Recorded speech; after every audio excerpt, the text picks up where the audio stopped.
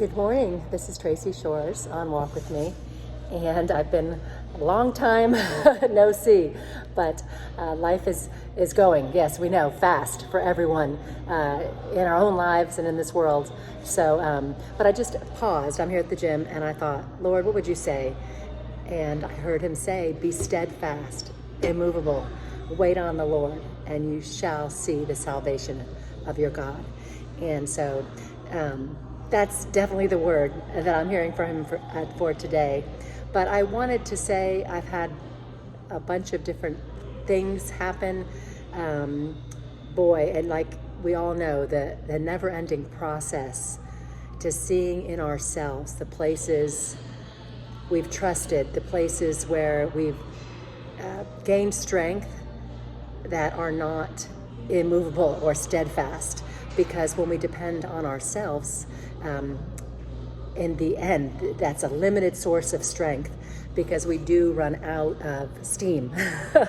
And so, we're all in that process of figuring out how to engage with our gifts, but always understanding that the gift comes from the Lord. And one of the revelations God gave me, it was just a funny thing because I was, I read through a yearly Bible, and some sections you skim over. Jesus is talking to the Pharisees and the Sadducees, or religious leaders. I think it's in Luke, but anyway, somewhere in the Bible. And he's saying, woe to you, whatever he calls them.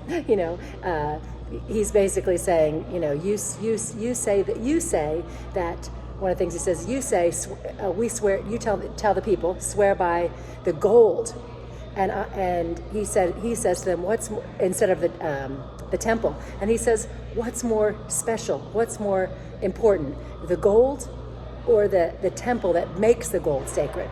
And then he goes on and he says, you say swear by the gift, and not by the altar. What's more important, the gift or the altar? And indeed, he's trying to make the point that, it's the altar that anoints or sanctifies or sets apart the gift. And we're all tempted in that way to rely on the gift to sanctify.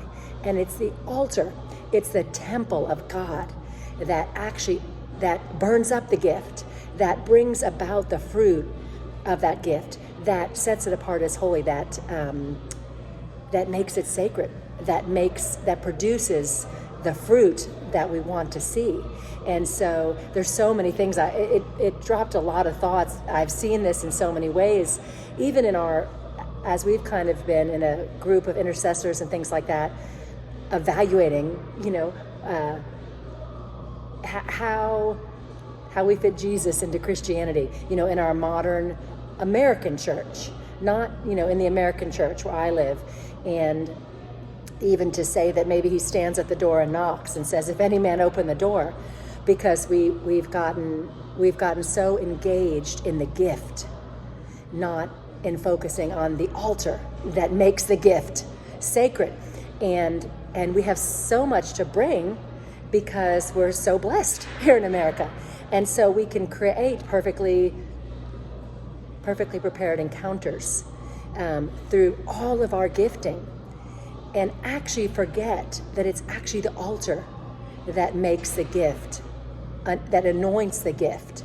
And so I was even thinking about Cain and Abel, and kind of taking a new look at that, is that in a way it was like Abel understood that if we separate out, that it needed to be the blood of an animal, or he knew the law, just even kind of separating all of that out, and whatever your opinion is there, but that Abel had a sense of obedience.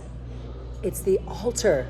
It's not about what I do or how what I see as a right thing to bring, but it's recognizing that what God says, that's what's right. And it was like Cain said, I'll make my gift. It's just as special. It's just as special, whatever my gift is. But he was minimizing the altar that sets apart the gift or sanctifies the gift. And so just that constant reminder, I think it's it's the flesh. And many times the flesh wants to promote the gift, and the spirit wants to exalt the altar and say, God, apart from you, as I enter into the holy place, the shadow of the Almighty, and I say, Lord, I am nothing apart from you. If not for you, where would I be? And so, anyway, I think I'm back. No, I've actually been engaged in a lot of things, and it's been beautiful, and I haven't had time to YouTube, and I keep thinking, oh, I'm going to say something quick, and then time doesn't happen. It just slips away and on to the next thing. So God is good. Be blessed. Keep trusting in it, the temple and the altar, not in the gold. I mean, we are precious in His sight, right? We are so beautiful in His sight, and He loves us so much. But remembering that, like Lord says, I desire obedience, not sacrifice. And so it's all of that, because faith without works is dead. And we do want to bring everything we have to the Lord. But we're always, which one are we making of higher importance? Are we sanctifying the gold? Are we sanctifying the gift? Are we saying, God, here's what I'm bringing you? It's like the woman who brought her 2 mites. He was standing looking at the offering box. You want to say hi, Hannah? Hold on. She's at the gym with me this morning. But he was looking, and he said, this woman has brought more than all of you. She's brought all she has. She laid down her life. Everything she had, she brought. It's like almost like all her mighty. She brought all her might. My little one, Simeon, always says, all my mighty. And so, and indeed, she brought everything she had.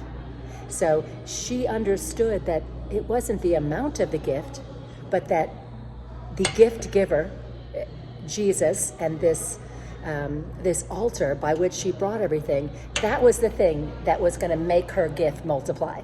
That was the thing that made, he said, this gift is, some others you brought you brought a portion out of your abundance, but she brought all she had.